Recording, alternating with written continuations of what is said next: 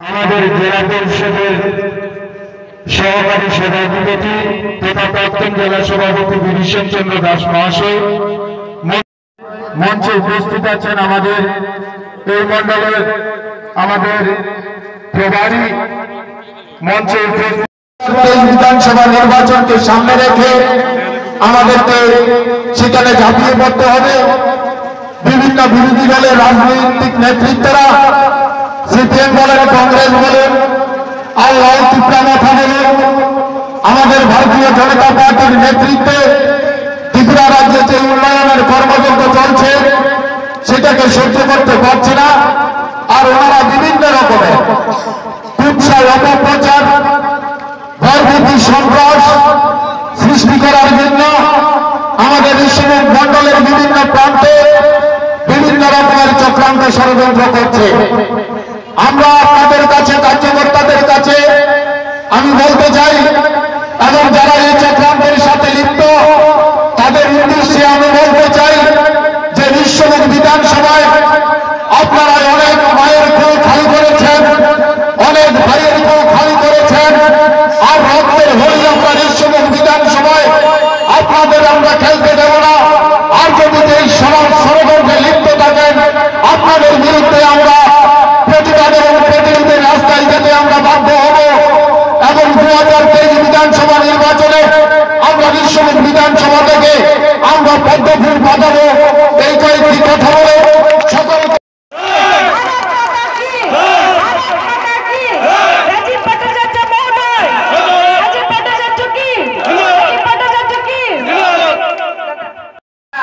রতনপুরবাসী অধীর অপেক্ষায় আছেন যে আমাদের সভাপতি আপনাদের জন্য কি বলবে।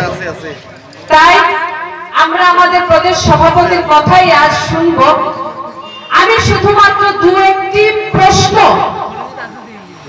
আমাদের অতি প্রিয় রতনপুরবাসীকে আমি করতে চাই। সেটা হলো আগামী 3 মাস পর রাজ্যে বিধানসভা নির্বাচন। এই নির্বাচনের আগে দাঁড়িয়ে আমাদের এখন ভাবতে হবে যে আমরা ভোট কাকে দেব। আমার প্রশ্ন, আমরা কি বিভেদ চাই নাকি বিকাশ চাই? কি চাই? তাহলে বিকাশ চাইলে কি দেশে আবার কি দেশে আবার এদিকে আওয়াজ উঠছে না, দেশে কি দেশে আবার আমরা বিভেদ চাই নাকি প্রধানমন্ত্রী আবাস যোজনায় ঘর চাই? কি চাই? কি চাই? ঘর চাই তো? প্রধানমন্ত্রী আবাস যোজনায় প্রত্যেকের জন্য ঘর চাই তো? ছাদ চাই তো নাকি চাই না? চাই না? ঘর লাগে না? লাগবে তো? প্রয়োজন তো? চাই। যদি ঘর চাই তাহলে দেশে আবার কি দেশে আবার বিজেপি সরকার। বন্দে মাতরম।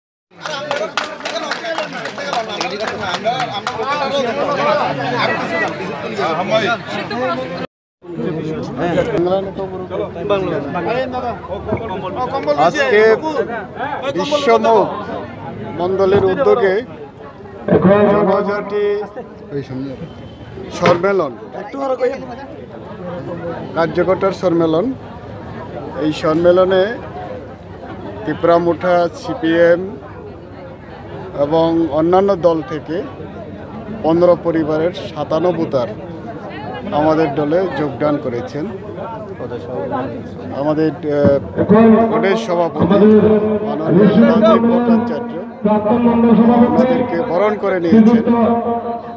আমাদের যেভাবে প্রচার অভিযান চলছে এবং মানুষ সেখানে স্বতঃস্ফূর্তভাবে সমর্থন দিয়েছেন এবং আশা করি এখানে যারা ত্রিপুরামুঠা করতেন নেতৃত্বরা যারা রয়েছেন আমাদের সঙ্গে যোগাযোগ চলছে, আবার তারা আসবে এখানে আমাদের দলে যোগদান করবে। তো আশা রাখছি আগামী বিধানসভা নির্বাচন পর্যন্ত যেভাবে আমাদেরকে সমর্থন করছে বা যোগ দিচ্ছেন আমাদের দলে, সাফ হয়ে যাবে, খালি হয়ে যাবে বিরোধী দল। এখানে ঋষিমুখ এলাকায় সিপিএমের বাদল চৌধুরী মাননীয় এমএলএ মহোদয় আগামী দিনে এখানে জামানত জব্দ হবে। যেভাবে আমাদের সংগঠন এখানে দিনের পর দিন বৃদ্ধি পাচ্ছে এবং সংগঠন শক্তিশালী হচ্ছে। Thank you. এই প্ররোচনায় পা দেবেন না, কারণ এই রাজ্যে ডেভেলপমেন্ট যদি করতে পারে একমাত্র ভারতীয় জনতা পার্টির সরকার। আজকে রাজ্যে 25টা বছর কমিউনিস্টের শাসন ছিল। স্বাধীনতার পর মহারাজা বীর বিক্রম কিশোর মানিক্য, যিনি এই ত্রিপুরা রাজ্যের আধুনিক রূপকার, তাকে সম্মান জানায়নি। ভারতীয় জনতা পার্টির সরকার আসার পর আমাদের এই ত্রিপুরা রাজ্যের মহারাজ বীর বিক্রম কিশোর মানিক্য, যিনি ত্রিপুরা রাজ্যের আধুনিক রূপকার, উনার নামে আমাদের এয়ারপোর্ট, যে আগরতলা বিমানবন্দর ছিল, মহারাজা বীর বিক্রম কিশোর মানিক্যের নামে সেটা উৎসর্গ করা হয়েছে। আজকে মহারাজার নামে উনার জন্মদিন 19 আগস্ট, সেখানে সরকারি ঘোষণা আমাদের ভারতীয় জনতা পার্টির সরকার করেছে।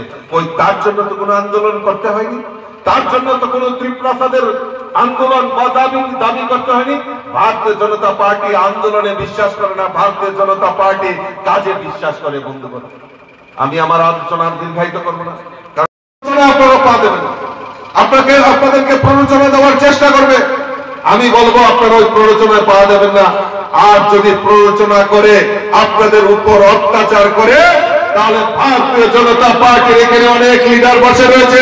আমিও রাজ্য সভাপতি হিসেবে কথা দিয়ে যাচ্ছি, ওই যারা সন্ত্রাসবাদী তাদেরকে ছেড়ে আমরা কথা বলবো না। এটাই আমাদের অঙ্গীকার।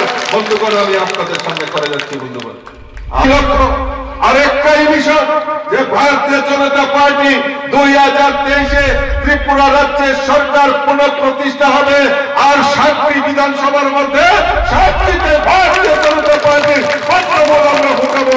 এই অঙ্গীকার নিয়ে আমাদের সকলে মিলে কাজ করতে হবে। বন্ধুগণ, কাজে আমি আমার আলোচনা দীর্ঘায়িত করছি না। সকলকে আবারও আমি সংগ্রামী অভিনন্দন জানাচ্ছি, শুভেচ্ছা জানাচ্ছি। আমি সকলে যাতে ভালো থাকে এবং পাহাড়ি বাঙালি সবাই, জনজাতি সবাই মিলে আমরা যাতে একসঙ্গে বসবাস করতে পারি, সেই পরিবেশ কায়েমের লক্ষ্যে 2023-এ ভারতীয় জনতা পার্টির সরকার পুনঃপ্রতিষ্ঠা করবে। এই আবেদনটুকু রেখে সকলকে আবারও অভিনন্দন জানিয়ে আমার আলোচনা শেষ করছি।